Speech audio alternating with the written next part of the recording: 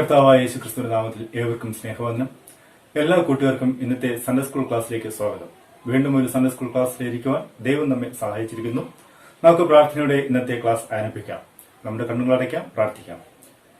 സ്നേഹവാനായ നല്ല ദൈവമേ, സ്വർഗ്ഗീയ നല്ല പിതാവേ, ദൈവമേ, വീണ്ടും ഒരു പ്രഭാതത്തിൽ നിന്റെ മുൻപിൽ ആയിരിക്കുവാനും ദൈവമേ നിന്നെ പാടുവാനും പ്രാർത്ഥിക്കാനുള്ള കൃപകൾ നീ ഞങ്ങൾക്ക് തന്നതിനായി ഞങ്ങൾ നിനക്ക് നന്ദി പറയുന്നു. കർത്താവേ, ദൈവം കഴിഞ്ഞുപോയ ആഴ്ചകളിലൊക്കെ ഞങ്ങൾക്ക് വരാവുന്ന ആപത്തിനും അനർത്ഥങ്ങളും രോഗങ്ങളിലൊക്കെ അവിടെ കാത്തു പരിപാലിച്ചതിനായി നന്ദി പറയുന്നു. ഇന്നത്തെ ദിവസം നീ അവിടെ അനുഗ്രഹിക്കുമാറാകണമേ.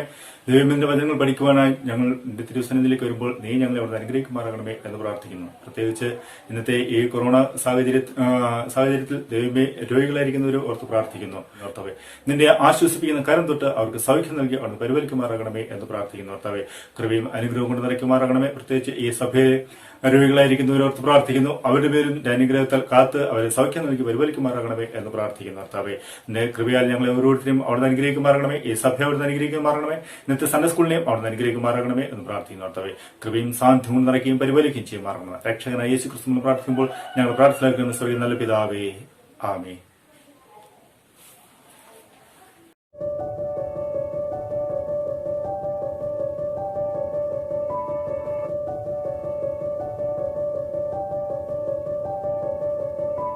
ക്രിസ്തു യേശുവിനാൽ സ്നേഹിക്കപ്പെടുന്ന കൊച്ചു കൂട്ടുകാരെ, നാം വീണ്ടും ഒരു ബൈബിൾ ക്ലാസിന്റെ അനുഭവത്തിലേക്ക് കടന്നു വരികയാണ്. കഴിഞ്ഞ ആഴ്ചത്തെ പാഠമൊക്കെ സന്തോഷത്തോടുകൂടെ നിങ്ങൾ പഠിച്ചു എന്ന് ഞാൻ വിശ്വസിക്കുകയാണ്. നാം ഇന്ന് പുതിയൊരു പാഠവുമായിട്ട് നിങ്ങളുടെ മുന്നിലേക്ക് കടന്നു വരികയാണ്. ആ പാഠം പഠിക്കുവാനായിട്ട് നമുക്ക് സന്തോഷത്തോടുകൂടെ ഒരുങ്ങാം. പാഠം പഠിക്കുന്നതിന് മുൻപായിട്ട് പാഠം പഠിക്കുവാൻ തുടങ്ങുമ്പോൾ നമ്മുടെ കയ്യിൽ വേദപുസ്തകം ആവശ്യമാണ്, കറ്റേക്കിസ്മസ് ആവശ്യമാണ്, അതുപോലെ ഒരു നോട്ട്ബുക്കും പേനയും ആവശ്യമാണ്. അപ്പോൾ നിങ്ങളേവരെയും ഒരിക്കൽ കൂടെ ഈ സൺഡേ സ്കൂളിലേക്ക് സ്വാഗതം ചെയ്യുന്നു. കൂട്ടുകാരെ, നാം ഇന്ന് പഠിക്കുവാനായിട്ട് പോകുന്ന പാഠം 9ാം ക്ലാസ്സിന്റെ ടെക്സ്റ്റ് ബുക്കിലെ 1ാമത്തെ പാഠമാണ്. തിരുവെഴുത്തുകൾ ഒരു പൂർണ്ണ ഏകകം. തിരുവെഴുത്തുകൾ ഒരു പൂർണ്ണ ഏകകം എന്ന പാഠമാണ് നാം ഇന്ന് പഠിക്കുവാനായിട്ട് പോകുന്നത്. എല്ലാവരും പാഠത്തിൽ ശ്രദ്ധിച്ചിരിക്കണം. വേദപുസ്തകം എഴുതപ്പെട്ട കാലഘട്ടത്തെ കുറിച്ച്, വേദപുസ്തകം എഴുതിയ രീതികളെ കുറിച്ച്, ആരൊക്കെയാണ് എങ്ങനെയൊക്കെയാണ് എഴുതിയതെന്നൊക്കെ കുറിച്ചാണ് നാം ഇന്ന് പഠിക്കുവാനായിട്ട് പോകുന്നത്. അതുകൊണ്ട് നിങ്ങൾ ശ്രദ്ധയോടുകൂടെ ആയിരിക്കണം എന്ന് ഞാൻ നിങ്ങളെ ഓർമ്മിപ്പിക്കുകയാണ്. ഈ പാഠത്തിന്റെ കേന്ദ്ര ആശയം എന്ന് പറയുന്നത്, ദൈവം നമുക്ക് തിരുവെഴുത്തുകളെ നൽകി നമ്മെ രക്ഷയ്ക്ക് ജ്ഞാനികളാക്കുകയും ക്രിസ്തീയ ജീവിതത്തിന് പരിശീലിപ്പിക്കുകയും ചെയ്യുന്നു എന്നുള്ളതാണ് കേന്ദ്ര ആശയം. ദൈവം നമുക്ക് വേദവചനങ്ങളെ നൽകി, ദൈവം നമുക്ക് തിരുവെഴുത്തുക്കളെ നൽകി നമ്മെ രക്ഷയ്ക്ക് ജ്ഞാനികളാക്കുവാൻ. ദൈവം നമുക്കായി ഒരുക്കിയിരിക്കുന്ന രക്ഷ പ്രാപിക്കണമെങ്കിൽ തിരുവെഴുത്തുകൾ, ദൈവവചനത്തെ പഠിക്കുകയും അതിൽ പ്രത്യാശയുള്ളവരായി ജീവിച്ച് വിശ്വാസത്തിൽ അന്ത്യത്തോളം നിന്നാൽ മാത്രമേ നമുക്ക് ദൈവം ഒരുക്കിയിരിക്കുന്ന രക്ഷ സമ്പാദിക്കുവാനായിട്ട് കഴിയുകയുള്ളൂ. അപ്പോൾ ആ രക്ഷയ്ക്ക് ജ്ഞാനികളാക്കുകയും ക്രിസ്തീയ ജീവിതത്തിന് നമ്മെ പരിശീലിപ്പിക്കുകയും ചെയ്യുന്നു എന്നുള്ളതാണ് ആ കേന്ദ്ര ആശയം. ഇതിന്റെ മുഖ്യ ആശയം എന്ന് പറയുന്നത്, പരിശുദ്ധാത്മാവിനാൽ ഉള്ളൂതപ്പെട്ട വേദപുസ്തകത്തിലൂടെ ദൈവം തന്നെ വെളിപ്പെടുത്തി ക്രിസ്തീയ ജീവിതത്തിന് പരിശീലനം നൽകുന്നു. പരിശുദ്ധാത്മാവിനാൽ ഉള്ളൂതപ്പെട്ട വേദപുസ്തകത്തിലൂടെ ദൈവം തന്നെ വെളിപ്പെടുത്തി ക്രിസ്തീയ ജീവിതത്തിന് പരിശീലനം നൽകുന്നു എന്നതാണ് മുഖ്യ ആശയം. ഇതിന്റെ ലക്ഷ്യം, നാം ഈ തിരുവെഴുത്തുകൾ ഒരു പൂർണ്ണ ഏകകം എന്ന പാഠത്തിൽ നാം പഠിക്കുന്നതിന്റെ ലക്ഷ്യം, വിവിധ ഗ്രന്ഥകർത്താക്കൾ വിവിധ കാലങ്ങളിൽ എഴുതിയ തിരുവെഴുത്തുകൾ ഒരു പൂർണ്ണ ഏകകമാണെന്ന് നമ്മെ പഠിപ്പിക്കുകയാണ് ഇതിന്റെ ലക്ഷ്യം. ഒന്നാമത്തെ ലക്ഷ്യം, വിവിധ ഗ്രന്ഥകർത്താക്കൾ, പല സ്ഥലങ്ങളിലായിരുന്ന പല ആളുകൾ വിവിധ കാലങ്ങളിൽ, എല്ലാവരും ഒരേ സമയത്തല്ല, പല കാലഘട്ടങ്ങളിൽ എഴുതിയ ദൈവവചനം, ആ എഴുതിയ തിരുവെഴുത്തുക്കൾ എല്ലാം ഒരു പൂർണ്ണ ഏകകമാണ് എന്ന് നമ്മെ പഠിപ്പിക്കുകയാണ്. രണ്ടാമതായിട്ട്, തിരുവെഴുത്തുക്കൾ മറ്റു പുസ്തകങ്ങളെക്കാൾ, മറ്റുള്ള പല പുസ്തകങ്ങളെക്കാളും തിരുവെഴുത്ത്, ദൈവവചനം വിലമതിച്ച് ദിവസവും ഉപയോഗിക്കുവാൻ കുഞ്ഞുങ്ങളെ പ്രോത്സാഹിപ്പിക്കുകയാണ് ഇതിലൂടെ നാം പഠിക്കുന്നത്. അപ്പോൾ തിരുവെഴുത്തുകൾ ഒരു പുസ്തകം എന്നതിലുപരിയായിട്ട് അത് മറ്റു പുസ്തകങ്ങളെക്കാൾ വിലയുള്ളതാണ് എന്ന് മനസ്സിലാക്കി ദിവസവും അതിനെ വായിക്കുവാൻ, ദിവസവും അതിനെ ഉപയോഗിക്കുവാനായിട്ട് നാം ഓരോരുത്തരും പഠിക്കണം എന്ന് ഈ പാഠത്തിലൂടെ നാം മനസ്സിലാക്കുകയാണ്. ഇതിന്റെ ഉള്ളടക്കം, ഈ പാഠം പഠിക്കുമ്പോൾ ഇതിന്റെ ഉള്ളടക്കം എന്ന് പറയുന്നത്, അതിലേക്ക് നാം കടന്നു വരുമ്പോൾ, വേദപുസ്തകം ഒരു അതുല്യ ഗ്രന്ഥമാണ്. വേദപുസ്തകം ഒരു അതുല്യമായിട്ടുള്ള, ഒരു വിശുദ്ധിയുള്ള ഒരു ഗ്രന്ഥമാണ്. വേദപുസ്തകത്തിൽ ധാരാളം പുസ്തകങ്ങൾ അടങ്ങിയിരിക്കുന്നു എന്ന് നമുക്കറിയാം. വേദപുസ്തകത്തിൽ മൊത്തം എത്ര പുസ്തകങ്ങളാണുള്ളത് അറിയാമോ നിങ്ങൾക്ക്? വേദപുസ്തകത്തിൽ 66 പുസ്തകങ്ങളാണ് ഉള്ളത്. ഈ 66 പുസ്തകങ്ങളെ നാം പഴയ നിയമമായിട്ടും പുതിയ നിയമമായിട്ടും രണ്ടായിട്ട് തിരിച്ചിട്ടുണ്ട്. പഴയ നിയമമായിട്ടും പുതിയ നിയമമായിട്ടും തിരിച്ചിട്ടുണ്ട്. അതിൽ പഴയ നിയമ പുസ്തകങ്ങൾ എത്ര എണ്ണം ഉണ്ട് എന്ന് നിങ്ങൾക്ക് അറിയാമോ? എത്രയാണ് പഴയ നിയമ പുസ്തകങ്ങൾ? 39 പഴയ നിയമ പുസ്തകങ്ങളാണ് അടങ്ങിയിരിക്കുന്നത്. അപ്പോൾ പുതിയ നിയമ പുസ്തകങ്ങളോ 27 എണ്ണമാണ്. 27 പുതിയ നിയമ പുസ്തകങ്ങളാണ് ഇതിലുള്ളത്. ഇത് 16 നൂറ്റാണ്ടുകൾ കൊണ്ട് 36 ഗ്രന്ഥകർത്താക്കൾ അവരാൽ രചിക്കപ്പെട്ടു എന്ന് നമ്മെ പഠിപ്പിക്കുകയാണ്. അപ്പോൾ 66 പുസ്തകങ്ങൾ അടങ്ങിയ ആ ബൈബിൾ, വിശുദ്ധ ഗ്രന്ഥം, അതിനെ രണ്ടായിട്ട് തിരിച്ചിട്ടുണ്ട്, പഴയ നിയമമെന്നും പുതിയ നിയമമെന്നും. അതിൽ പഴയ നിയമം 39 പുസ്തകങ്ങളെന്നും പുതിയ നിയമം 27 പുസ്തകങ്ങളെന്നും നാം മനസ്സിലാക്കുകയാണ്. ഇപ്പോൾ 16 നൂറ്റാണ്ട് കൊണ്ട് 36 ഗ്രന്ഥകർത്താക്കൾ ഇതിനെ രചിച്ചു എന്ന് പഠിപ്പിക്കുകയാണ്. രണ്ടാമതായിട്ട് പണ്ഡിതന്മാരെയും പാമരന്മാരെയും വേദപുസ്തക രചനയ്ക്കായിട്ട് ദൈവം ഉപയോഗിച്ചു. വളരെ അറിവുള്ള, പാണ്ഡിത്യമുള്ള ആൾക്കാരെയും അതുപോലെ തന്നെ പാമരന്മാരായിട്ടുള്ള ആൾക്കാരെയും സാധാരണക്കാരെയും ഒക്കെ ഉപയോഗിച്ച് ദൈവം ഈ വേദപുസ്തകം രചിക്കുവാനായിട്ട് ഒരുങ്ങി. അവരെ ഉപയോഗിച്ചാണ് വേദപുസ്തകം രചിച്ചത് എന്ന് നമ്മെ പഠിപ്പിക്കുകയാണ്. ഇവർ അവരവരുടെ സ്വന്തം ശൈലിയിൽ എഴുതിയെങ്കിലും, ഓരോരുത്തർക്കും ഓരോ ശൈലിയാണ്, പല സ്ഥലങ്ങളിലുള്ള ആളുകളാണ്, പല നൂറ്റാണ്ടുകൾ കൊണ്ട് എഴുതിയതാണ്, എല്ലാവരും ഒരേ സമയത്ത് എഴുതിയതല്ല. അപ്പോൾ അങ്ങനെ വരുമ്പോൾ അവരവരുടെ സ്വന്തം ശൈലിയിൽ ദൈവവചനത്തെ എഴുതി എങ്കിലും അവർ ഉപയോഗിച്ച ആശയങ്ങളും അവരുപയോഗിച്ച വാക്കുകളും ഒക്കെ തന്നെ ദൈവം നൽകിയതാണ് എന്ന് നാം മനസ്സിലാക്കുകയാണ്. ഇതിനെ പരിശുദ്ധാത്മ നിയോഗം അല്ല എങ്കിൽ ഉള്ളൂതൽ എന്ന് പറയുന്നു. അപ്പോൾ ഇവർ പല കാലഘട്ടത്തിലുള്ള ആളുകൾ പല രീതിയിൽ അവരവരുടെ ശൈലിയിൽ എഴുതിയ പുസ്തകത്തിന് ഇതിന്റെ ആശയങ്ങൾക്കോ വാക്കുകൾക്കോ ഒരു മാറ്റവും സംഭവിക്കാതെ അത് ദൈവം നൽകിയതാണ്, ദൈവത്തിന്റെ വാക്കുകളാണ്, ദൈവത്തിന്റെ ശൈലിയിലാണ് അവർ എഴുതിയതെന്ന് നാം മനസ്സിലാക്കുകയാണ്. പരിശുദ്ധാത്മ നിയോഗം അല്ലെങ്കിൽ ഉള്ളൂതൽ പ്രാപിച്ചുകൊണ്ട് അവർ എഴുതി എന്ന് നാം പഠിക്കുകയാണ്. പഴയ നിയമത്തിൽ 3800 പ്രാവശ്യം യഹോവ അരുളി ചെയ്തു, യഹോവ ഇപ്രകാരം അരുളി ചെയ്തു, യഹോവയുടെ അരുളപ്പാട് എനിക്ക് ഉണ്ടായത് എന്തെന്നാൽ എന്നിങ്ങനെ ഉള്ള പ്രയോഗങ്ങൾ നമുക്ക് കാണുവാനായിട്ട് സാധിക്കും. ഏകദേശം 3800 പ്രാവശ്യം തന്നെ യഹോവ അരുളി ചെയ്തു, യഹോവ ഇപ്രകാരം അരുളി ചെയ്തു, യഹോവയുടെ അരുളപ്പാട് എനിക്കുണ്ടായത് എന്തെന്നാൽ, ഇങ്ങനെയുള്ള അരുളപ്പാടുകൾ, ഇങ്ങനെ ഈ പ്രയോഗങ്ങളൊക്കെ തന്നെ നമുക്ക് കാണുവാനായിട്ട് സാധിക്കും. ഇതിൽ നിന്നും നാം മനസ്സിലാക്കുന്നത് ഗ്രന്ഥകർത്തൃത്വം കർത്താവിനെ ആണ് എന്ന് സമർത്ഥിക്കുകയാണ്. ആ ഗ്രന്ഥം എഴുതിയതിന്റെ പൂർണ്ണമായിട്ടുള്ള ഒരു ഉത്തരവാദിത്വം അല്ല എങ്കിൽ പൂർണ്ണമായിട്ടുള്ള ഒരു അരുളപ്പാട് അത് ദൈവത്തിൽ നിന്നുണ്ടായതാണ് എന്ന് നാം പഠിക്കുകയാണ്. മൂന്നാമതായിട്ട് പഴയ നിയമ പുസ്തകങ്ങൾ ക്രിസ്തുവിന് മുൻപ് എന്ന് പറയുമ്പോൾ BC 1500 വർഷങ്ങൾ കൊണ്ട് എബ്രായ ഭാഷയിൽ എഴുതിയെന്നും പുതിയ നിയമ പുസ്തകങ്ങൾ ക്രിസ്തുവിന് ശേഷം AD 100 വർഷങ്ങൾ കൊണ്ട് ഗ്രീക്ക് ഭാഷയിലും എഴുതിയെന്ന് നാം പഠിക്കുകയാണ്.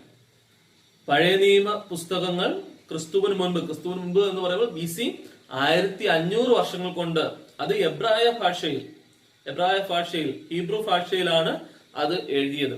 എന്നാൽ പുതിയ നിയമ പുസ്തകം ക്രിസ്തുവിന് ശേഷം 100 വർഷങ്ങൾ കൊണ്ട്, ക്രിസ്തുവിന് ശേഷം വരുന്ന AD 100 വർഷങ്ങൾ കൊണ്ട് അത് ഗ്രീക്ക് ഭാഷയിലാണ് എഴുതിയത് എന്ന് നാം പഠിക്കുകയാണ്. വേദപുസ്തകത്തിലെ പ്രധാന സന്ദേശം പാപികളായ മനുഷ്യരോടുള്ള ദൈവസ്നേഹം യേശു ക്രിസ്തുവിലൂടെ വെളിപ്പെടുത്തിയിരിക്കുന്നു എന്നതാണ്. എന്താണ് പ്രധാനപ്പെട്ട സന്ദേശം വേദപുസ്തകത്തിന്റെ? പാപികളായ മനുഷ്യരോടുള്ള ദൈവസ്നേഹം യേശു ക്രിസ്തുവിലൂടെ വെളിപ്പെടുത്തിയിരിക്കുന്നു എന്ന് നമ്മെ പഠിപ്പിക്കുകയാണ്. 1600 വർഷം കൊണ്ട് വിവിധ തരത്തിലുള്ള ആളുകൾ വിവിധ ഭാഷയിലും ശൈലിയിലുമാണ് ഇത് എഴുതിയത് എങ്കിലും ഇതിന്മേൽ പ്രസ്താവിച്ച പ്രധാന ആശയത്തിന് യാതൊരു വിധമായിട്ടുള്ള കോട്ടവും വന്നിട്ടില്ല. അത് മാത്രമല്ല, അതിനെ ഉറപ്പിക്കുകയാണ് ചെയ്തിട്ടുള്ളത് എന്ന് നമ്മെ പഠിപ്പിക്കുകയാണ്.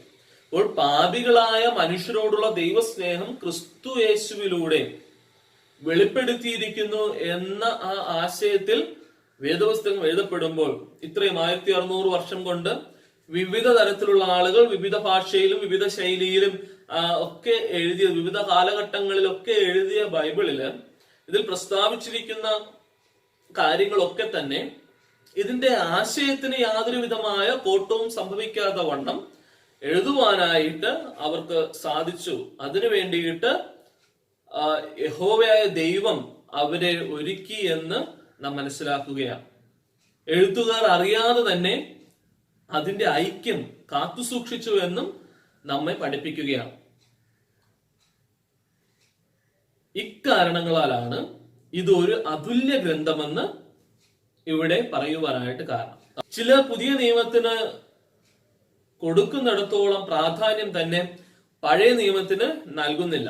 ചില ആളുകൾ പുതിയ നിയമത്തിന്, ക്രിസ്തുവിന് ശേഷം എഴുതിയ പുതിയ നിയമത്തിന് കൊടുക്കുന്ന പ്രാധാന്യം പഴയ നിയമത്തിന് കൊടുക്കുന്നില്ല. പുതിയ നിയമത്തെ മാനിക്കുകയും വായിക്കുകയും ധ്യാനിക്കുകയും ചെയ്യുന്നത് പോലെ പഴയ നിയമത്തിന് സ്ഥാനം നൽകുന്നില്ല. ദൈവവചനത്തോടുള്ള അനാദരവാണ് ഇത് എന്ന് നാം മനസ്സിലാക്കണം. വേദപുസ്തകം എന്ന് പറയുമ്പോൾ പുതിയ നിയമവും പഴയ നിയമവും അടങ്ങിയതാണ് വേദപുസ്തകം. അപ്പോൾ വേദപുസ്തകത്തിൽ പുതിയ നിയമത്തിന് മാത്രം പ്രാധാന്യം കൊടുക്കുന്നത് ശരിയല്ല. അതുപോലെ തന്നെ പഴയ നിയമത്തിനും പ്രാധാന്യം കൊടുത്തുകൊണ്ട് തന്നെ നാം വായിക്കുകയും ധ്യാനിക്കുകയും ചെയ്യണമെന്ന് ഇവിടെ നമ്മെ പഠിപ്പിക്കുകയാണ്. പുതിയ നിയമ ഗ്രന്ഥകാരന്മാർ അവരുടെ എഴുത്തുകളിൽ പഴയ നിയമം ഉദ്ധരിച്ചിട്ടുണ്ട്.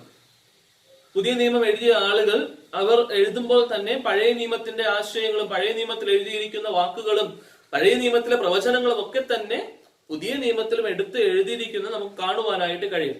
ഉദാഹരണമായിട്ട് അപ്പോസ്തല പ്രവർത്തികളുടെ പുസ്തകം 4-ാം അധ്യായം 25-ാമത്തെ വചനം, 28-ാം അധ്യായം 26-ഉം 27-ഉം വചനം എന്നീ വചനങ്ങളൊക്കെ വായിക്കുമ്പോൾ നമുക്ക് അപ്രകാരം ഒരു ഉദ്ധരണി കാണുവാനായിട്ട് സാധിക്കും. അത് മാത്രമല്ല, പഴയ നിയമം വ്യക്തമായും ദൈവ വെളിപാട് എന്ന് തന്നെ പുതിയ നിയമത്തിൽ പറയുന്നു.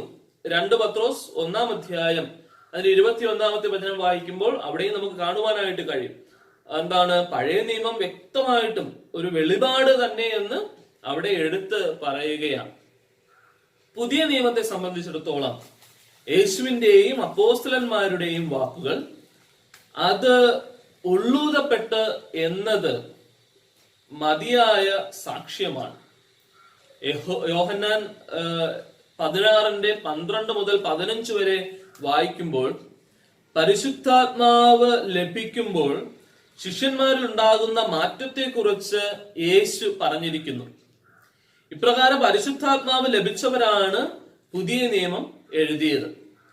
വിശുദ്ധ പൗലോസ് തന്നെ പഠിപ്പിച്ചത് പരിശുദ്ധാത്മാവാണെന്നും താൻ പ്രസംഗിച്ച സുവിശേഷം യേശു തനിക്ക് വെളിപ്പെടുത്തിയതാണ് എന്നും തറപ്പിച്ച് പറയുന്നുണ്ട്. പൗലോസ് അപ്പോസ്തലൻ വ്യക്തമായിട്ട് പറയുകയാണ്, തന്നെ പഠിപ്പിച്ചത് പരിശുദ്ധാത്മാവാണെന്നും താൻ പ്രസംഗിച്ച സുവിശേഷം യേശു തനിക്ക് വെളിപ്പെടുത്തിയതാണ് എന്നും വ്യക്തമായിട്ട് പറയുന്നു. അപ്പോൾ കർത്താവായ യേശു ക്രിസ്തുവിന്റെ ഒരു വെളിപ്പെടുത്തൽ, ഒരു ഉള്ളൂതൽ അവിടെ ഉണ്ടായിരുന്നു എന്ന് നാം മനസ്സിലാക്കുകയാണ്.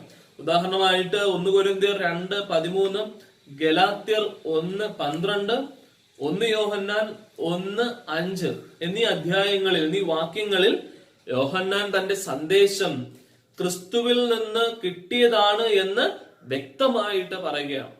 യോഹന്നാന് ക്രിസ്തുവിൽ നിന്ന് കിട്ടിയ സന്ദേശമാണ് എന്ന് വ്യക്തമായിട്ട് അവിടെ പഠിപ്പിക്കുന്നുണ്ട്. പൗലോസിന്റെ ലേഖനങ്ങളെ കുറിച്ച് പത്രോസിന്റെ വാക്കുകൾ പ്രത്യേകം ശ്രദ്ധിക്കേണ്ടത് ആവശ്യമാണ്. 2 പത്രോസ് 3-ാം അധ്യായം 15 മുതൽ 16 വരെയുള്ള വാക്യങ്ങളിൽ അത് കാണുവാനായിട്ട് കഴിയും. അതുകൊണ്ട് പഴയ പുതിയ നിയമങ്ങൾ അടങ്ങിയ തിരുവെഴുത്തുക്കൾ, അതായത് നാം ഉപയോഗിക്കുന്ന ബൈബിൾ, ഒരു പൂർണ്ണ ഏകകമാണ്, ഒരു വിശുദ്ധമായിട്ടുള്ള ഒരു പൂർണ്ണതയുള്ള ഗ്രന്ഥമാണ് എന്ന് നാം മനസ്സിലാക്കണം. അതിന്റെ പ്രമേയം ഒന്ന് തന്നെയാണ്. പഴയ നിയമത്തിൽ പുതിയ നിയമം ഒളിഞ്ഞിരിക്കുന്നു എന്ന്, പുതിയ നിയമം പഴയ നിയമത്തിനെ വെളിപ്പെടുത്തുന്നു എന്ന്, പഴയ നിയമത്തിലെ യേശുവിനെ പുതിയ നിയമത്തിൽ അവതരിപ്പിച്ചിരിക്കുന്നു എന്ന് നാം മനസ്സിലാക്കേണ്ടതുണ്ട്. എന്താണ് പഴയ പുതിയ നിയമങ്ങൾ അടങ്ങിയ തിരുവെഴുത്തുക്കൾ? അതൊരു പൂർണ്ണ ഏകകമാണ്, വിശുദ്ധ ഗ്രന്ഥമാണ് എന്ന് നാം മനസ്സിലാക്കുകയും അതിന്റെ പ്രമേയം ഒന്നാണ്.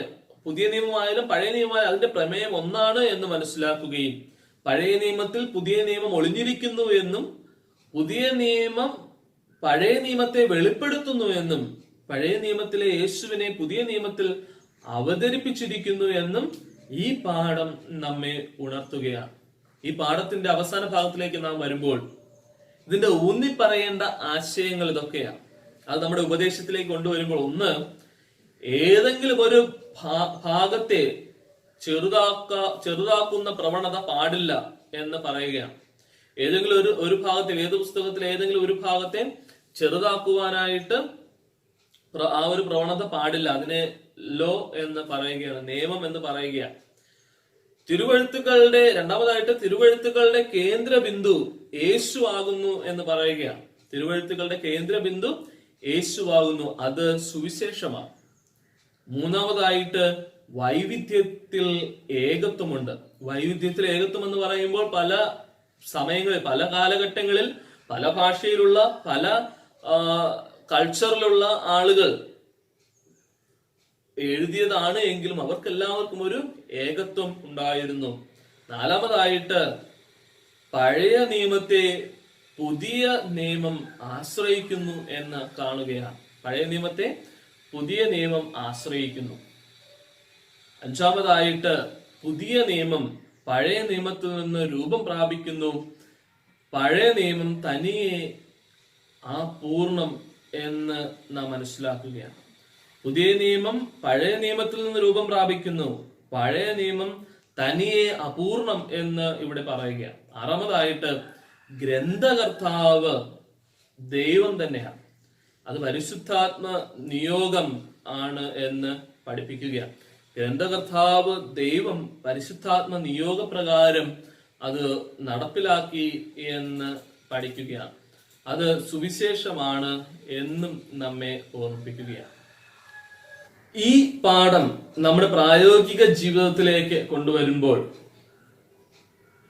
തിരുവെഴുത്തുക്കൾ വിലമതിക്കാത്ത നിധി, അത് ഹൃദയത്തിൽ സൂക്ഷിക്കേണ്ടത്, ജീവിതത്തിൽ പ്രതിഫലിപ്പിക്കേണ്ടതൊക്കെ ആവശ്യമാണ് എന്ന് നമ്മെ പഠിപ്പിക്കുകയാണ്.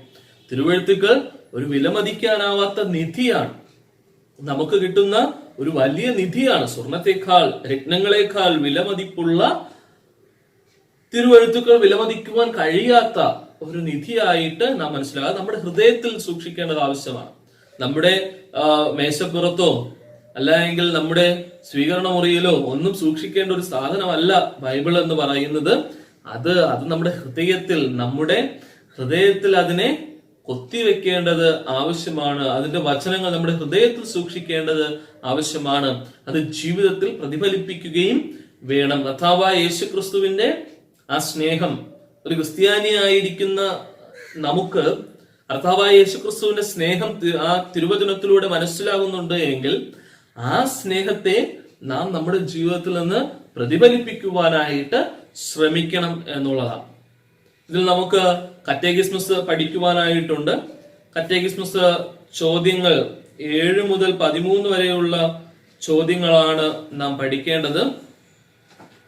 7ാമത്തെ ചോദ്യം അത് എല്ലാവരും എടുക്കുക. കറ്റേക്കിസ്മസ് എല്ലാവരും എടുക്കുക. അതിൽ 7ാമത്തെ ചോദ്യം എടുക്കുക.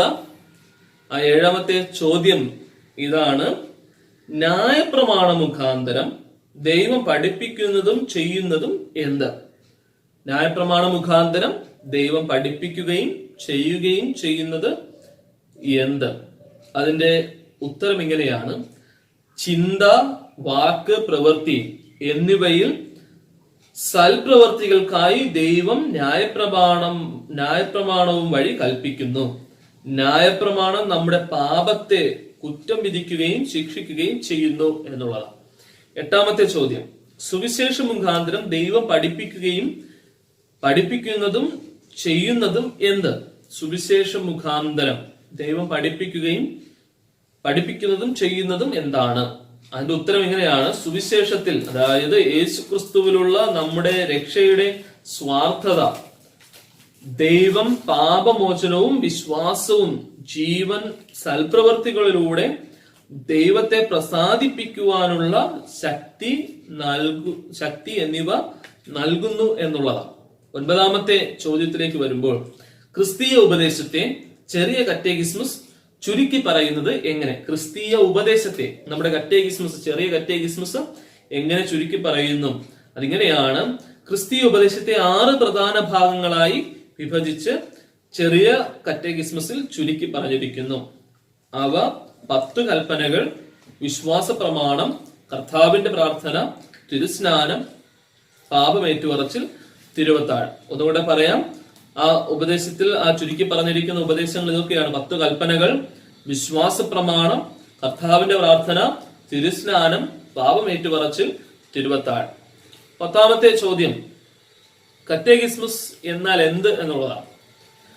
ചോദ്യോത്തര രൂപത്തിലുള്ള ഉപദേശ ഗ്രന്ഥമാണ് കറ്റേകിസ്മസ് എന്ന് പഠിപ്പിക്കുന്നു.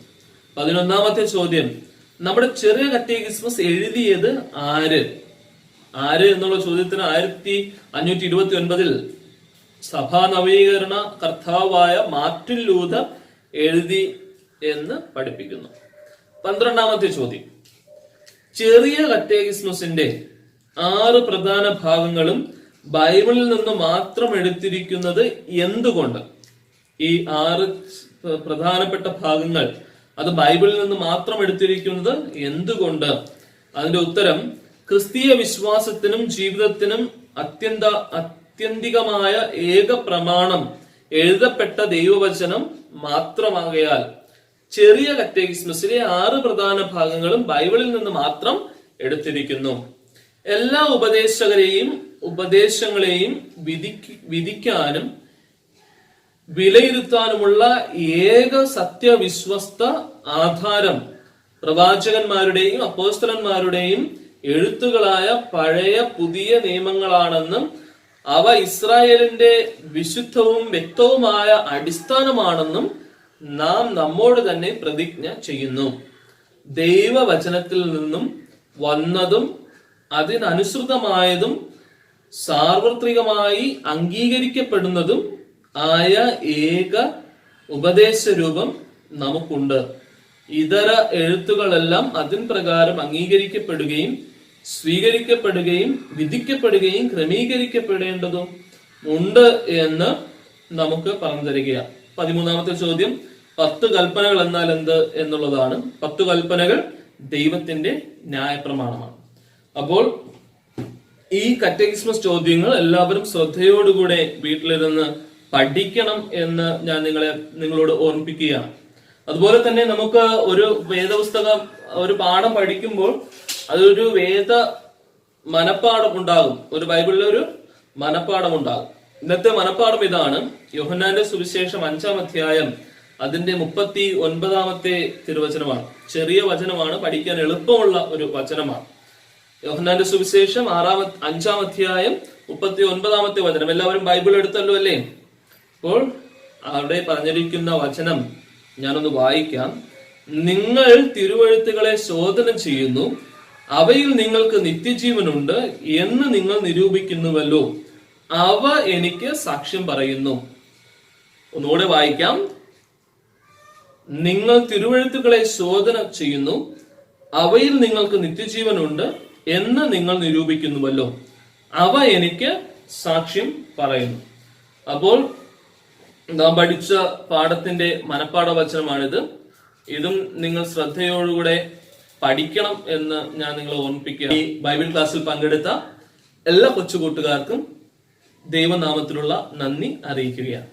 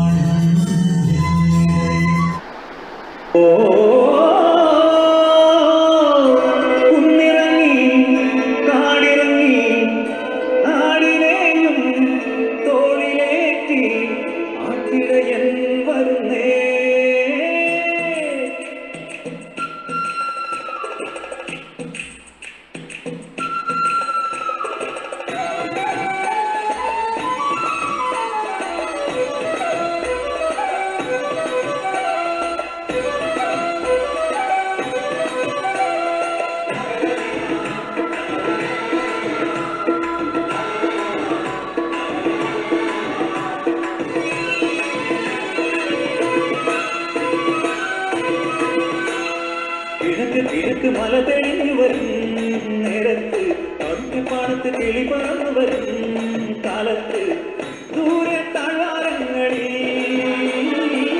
നീളെ പുൽപ്പാടങ്ങളിൽ വരവായി മേഷവുമായി ഇടയൻ മേയ്ക്കുവാനായി പതിവായി തേടി ചൊല്ലി നേരാം വഴിയിൽ ചൊല്ലി ഈശോ ചൊല്ലി നാടായിടയൻ നാടുകൾക്കായൻ ജീവനെ കിഴക്ക് മല തെളിഞ്ഞു വരും നേരത്ത് പതുക്കെപ്പാടത്ത് കിളി പറന്നു വരും കാലത്ത് ദൂരെ താഴ്വാരങ്ങളിൽ നീളെ പുൽപ്പാടങ്ങളിൽ വരവായി മേശവുമായി ഇടയൻ നയിക്കുവാനായി പതിവായി പേര് ചൊല്ലി നേരാം വഴിയും ചൊല്ലി ഈശോ ചൊല്ലി ഞാനാടുകൾക്കായൻ ജീവനേ.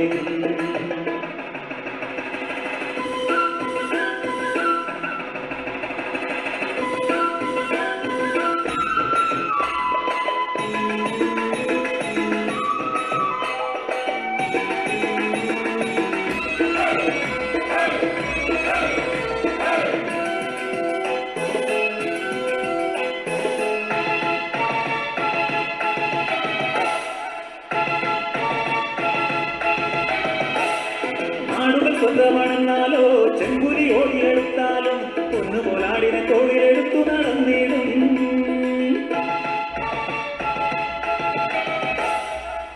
നാടുകൾ സ്വന്തമാണെന്നാലോ ചെങ്കുരി ഓടിയെടുത്താലും പൊന്നുപോലാടിനെ തോളിലെടുത്തു നടന്നിടും.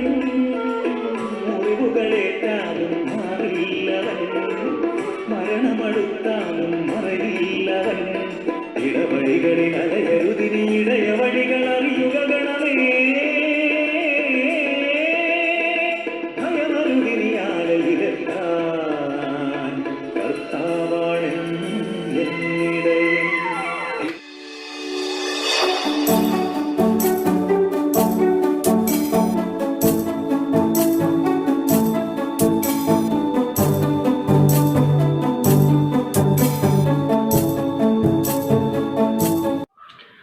കൂട്ടുകാരെ, എല്ലാവർക്കും സുഖമാണല്ലോ അല്ലേ? ഇന്നത്തെ ക്ലാസ് എങ്ങനെ ഉണ്ടായിരുന്നു? എല്ലാം മനസ്സിലായോ? നല്ല രസമുണ്ടായിരുന്നു അല്ലേ? ഈ ലോക്ക്ഡൗൺ സമയത്തും സഭയിൽ നമ്മുടെ പള്ളിയിലാണെങ്കിൽ ഇങ്ങനെ മനോഹരമായ ക്ലാസ്സുകൾ കിട്ടുമോ? കിട്ടും. എന്നാലും പള്ളിയിൽ കിട്ടാത്ത കുറേ കാര്യങ്ങൾ കൂടെ ഇതിൽ കിട്ടിയില്ലേ? കാണാൻ കുറേ കാര്യങ്ങൾ കിട്ടിയില്ലേ? സന്തോഷമായില്ലേ? എല്ലാറ്റിലും നിങ്ങൾ ഒരുപാട് കാര്യങ്ങൾ പഠിച്ചില്ലേ? കൃത്യമായിട്ടും അത് നിങ്ങൾ ജീവിതത്തിൽ നിറവേറ്റണം. ഓക്കെ, ശരി. നമുക്കെല്ലാവർക്കും പ്രാർത്ഥിക്കാമോ? പ്രാർത്ഥിച്ച് ക്ലാസ് അവസാനിപ്പിക്കാമോ? എല്ലാവരും എഴുന്നേറ്റേ. നമുക്ക് കൈകൂപ്പി നിന്ന് നമുക്ക് പ്രാർത്ഥിക്കാമോ? കൈകൂപ്പി കണ്ണടച്ച് എല്ലാവരും തന്നെ നമുക്ക് പ്രാർത്ഥിക്കാം. പ്രാർത്ഥന. വിജ്ഞാനത്തിൻ്റെ ഉറവിടവും പൂർണ്ണതയുമായിരിക്കുന്ന നല്ല കർത്താവേ, സ്വർഗീയ പിതാവേ, അനുഗ്രഹീതമായ ഒരു വേദവിജ്ഞാന ക്ലാസ് ഞങ്ങൾക്ക് അവിടെ നിന്ന് നൽകിയത് കൊണ്ട് നിനക്ക് നന്ദിയും സ്തുതിയും അർപ്പിക്കുന്നു. നാഥ, ഈ ലോക്ക്ഡൗൺ കാലഘട്ടത്തിൽ സഭയിലെ സൺഡേ സ്കൂൾ നഷ്ടമായിരിക്കുന്ന പ്രിയപ്പെട്ടവർക്ക് ഇപ്രകാരം ഈ നവമാധ്യമത്തിലൂടെ അനുഗ്രഹീതമായ വേദ പഠന ക്ലാസ്സുകൾ അവിടുന്ന് ഒരുക്കി നൽകുന്നത് കൊണ്ട് നന്ദിയും സ്തുതിയും അർപ്പിക്കുന്നു. കർത്താവെ, അതിന് മുഖാന്തരമായി അവിടുന്ന് തിരഞ്ഞെടുക്കുകയും ശക്തിപ്പെടുത്തി വഴി നടത്തുകയും ചെയ്യുന്ന റവറൻഡ് സാം അച്ഛന് വേണ്ടിയും കുടുംബത്തിന് വേണ്ടിയും സഹപ്രവർത്തകർക്ക് വേണ്ടിയും നിനക്ക് നന്ദിയും സ്തുതിയും അർപ്പിക്കുന്നു. തുടർന്നും അവരുടെ ഏറ്റവും അനുഗ്രഹീതമായ പ്രവർത്തനങ്ങൾ, ശുശ്രൂഷകൾ ദൈവവേദനു വേണ്ടി നടക്കുവാൻ കർത്താവ് സഹായിക്കണമെന്ന് പ്രാർത്ഥിക്കുന്നു. നാഥ, പ്രിയ കുഞ്ഞുങ്ങൾ പഠിച്ച കാര്യങ്ങളെ ശരിയായിട്ട് മനസ്സിലാക്കി അവ ജീവിതത്തിൽ ഓർത്ത് അവ ജീവിതത്തിൽ പ്രാവർത്തികമാക്കുന്നതിനെ അവരെ ശക്തിപ്പെടുത്തണമേ. അവർക്ക് വേണ്ടുന്ന എല്ലാ അനുഗ്രഹങ്ങളും ആരോഗ്യവും ഒക്കെ നൽകി വഴി നടത്തണമേ. അവരുടെ മാതാപിതാക്കൾക്ക് വേണ്ടിയും സഹോദരങ്ങൾക്ക് വേണ്ടിയും എല്ലാവർക്കും വേണ്ടിയും പ്രാർത്ഥിക്കുന്നു. തുടർന്നും ഇത് അവർക്ക് അനുഭവേദ്യമാകുവാനും ദൈവവേദങ്ങളായി വളരുവാനും കർത്താവ് സഹായിക്കണമേ. ലോകം മുഴുവൻ പിടിച്ചടക്കിയിരിക്കുന്ന മഹാമാരിയായ കോവിഡ് എത്രയും വേഗം നിയന്ത്രണ വിധേയമായി ഞങ്ങൾക്ക് സഭയിലെ സൺഡേ സ്കൂൾ അനുഭവം അവിടുന്ന് എത്രയും വേഗം നൽകണമേ. തുടർന്നുള്ള സമയങ്ങളെല്ലാം കൂടെ ഇരിക്കണമേ. യേശു രക്ഷകനിലൂടെ ഞങ്ങളുടെ പ്രാർത്ഥനകൾ കേൾക്കണം പ്രിയ പിതാവേ. ആമേൻ. ആശീർവാദം. കർത്താവിൻ്റെ പ്രാർത്ഥന നമുക്ക് പറയാം. സ്വർഗസ്ഥനായ ഞങ്ങളുടെ പിതാവേ, തിരുനാമം വിശുദ്ധീകരിക്കപ്പെടണമേ. തിരുരാജ്യം വരണമേ. തിരു ഇഷ്ടം സ്വർഗത്തിലെ പോലെ ഭൂമിയിലുമാകണമേ. ഞങ്ങൾക്ക് ദിവസവുമുള്ള ആഹാരം ഇന്ന് ഞങ്ങൾക്ക് തരണമേ. ഞങ്ങളുടെ കടക്കാരോട് ഞങ്ങൾ ക്ഷമിക്കുന്നത് പോലെ ഞങ്ങളുടെ പാപക്കടങ്ങളെ ഞങ്ങളോടും ക്ഷമിക്കണമേ. ഞങ്ങളെ പരീക്ഷയിൽ കിടത്താതെ സകല ദോഷത്തിൽ നിന്ന് വിടുവിക്കണമേ. രാജ്യവും ശക്തിയും മഹത്വവും എന്നേക്ക് നിനക്കുള്ളതല്ലോ. ആമേൻ. ആശീർവാദത്തിനായി തിരകളെ വിളക്കാം. നമ്മുടെ കർത്താവും രക്ഷിതാവുമായ യേശു ക്രിസ്തുവിന്റെ കൃപയും ദൈവത്തിൻ്റെ സ്നേഹവും പരിശുദ്ധാത്മാവിൻ്റെ കൂട്ടായ്മയും സംസർഗവും കാവലും നിങ്ങളുടെ എല്ലാവരോടും ഇന്നും എന്നും കൂടെ കാത്തു പരിപാലിക്കുമാറാകട്ടെ. ആമേൻ. കൈകൾ തട്ടി തട്ടി യേശുവിനായി പാടാം, കുഞ്ഞിക്കാലുകൾ തുള്ളി തുള്ളി യേശുവിൻ പിൻപേ പോകാം. കുഞ്ഞിക്കൈകൾ തട്ടി തട്ടി യേശുവിനായി പാടാം, കുഞ്ഞിക്കാലുകൾ തുള്ളി തുള്ളി യേശുവിൻ പിൻപേ പോകാം. പേടിയൊട്ടും വേണ്ട, കൂടെ യേശുവുണ്ട്. പേടിയൊട്ടും വേണ്ട, കൂടെ യേശുവുണ്ട്. തിത്തേ തിത്തേ പാടി പാടി യേശുവിൻ പിൻപേ പോകാം. തിത്തേ തിത്തേ പാടി പാടി യേശുവിൻ